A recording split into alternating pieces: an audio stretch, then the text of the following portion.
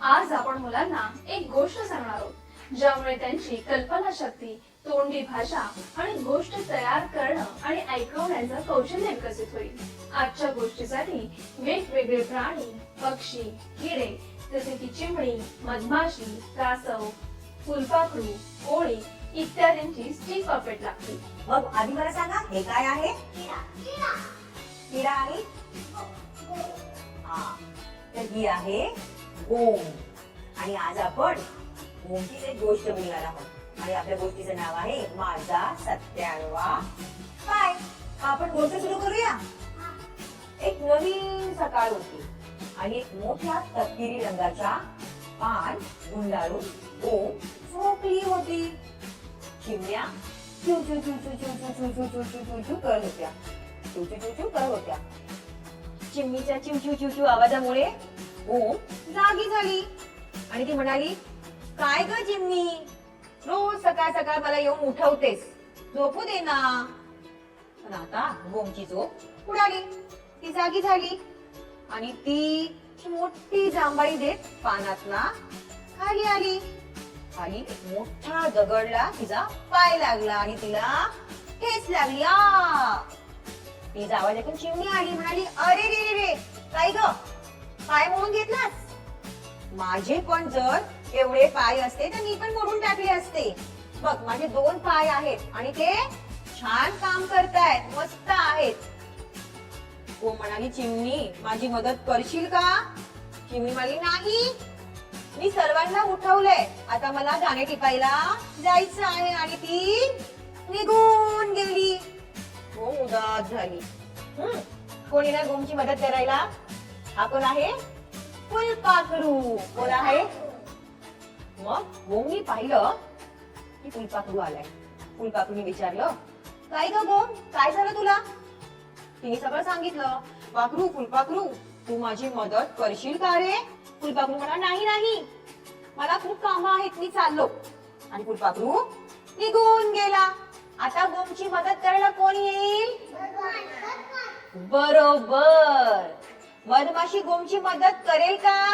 चला बघूया. मधमाशीने गोमला पाहिलं आणि विचारलं, अगं गोम ताई, काय झालं, तू उदास का आहे? गोम काय म्हणाली, मी सकाळी उठली, मोठ्या दगडाला पाय लागला आणि मला ठेच लागली, मला खूप दुखत आहे, तू माझी मदत करशील का? मधमाशी काय म्हणाली, नाही, मला मध काढायचं आहे, फुलांमधून रस घ्यायचा आहे. आणि मधमाशी निघून गेली.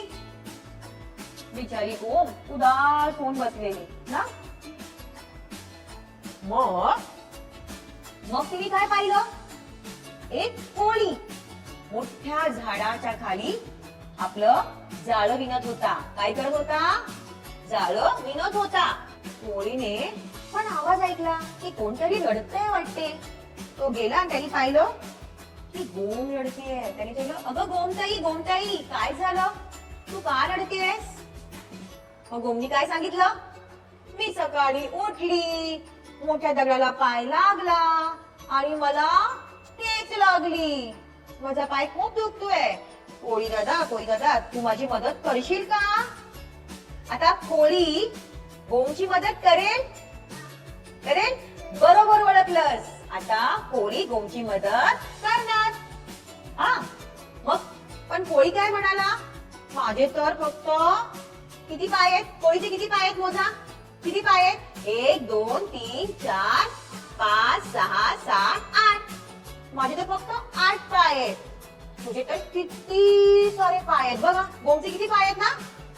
गोम म्हणाली, चल आपण माझे पाय मोजूया. मग त्यांनी पाय मोजायला सुरुवात केली. 1 2 3 आणि असे मोजत मोजत मोजत ते कुठे आले? गोमच्या 97 पायाजवळ. कितव्या? 97व्या पायाजवळ. गोम ओरडली, इथेच मला दुखतेय, इथेच मला दुखतेय.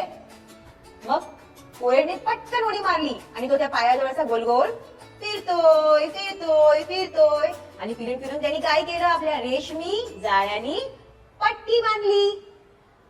आणि तो म्हणाला गोमताई गोमताई तुला आता बरं वाटेल हा?" आणि गोमला बरं वाटलं. मग आता गोम कोळी दादाला काय बोलणार? थँक्यू. हा, आणि मग दोघांनी एकमेकांचा निरोप घेतला. आता मला सांगा, कोळीनी गोमची मदत केली तशी तुम्ही कधी कोणाची मदत केली आहे? केली आहे मदत? तू फ्रेंडला पेन्सिल दिली आणि आजीला चष्मा देणार. गोष्टीच्या या मजेदार उपक्रमाला अजून वाढवण्यासाठी तुम्ही मुलांना चिकण मातीपासून गोष्टीमध्ये आलेले त्यांच्या आवडीच्या पात्राचे स्टिक पपेट बघून बनवण्यास सांगू शकता.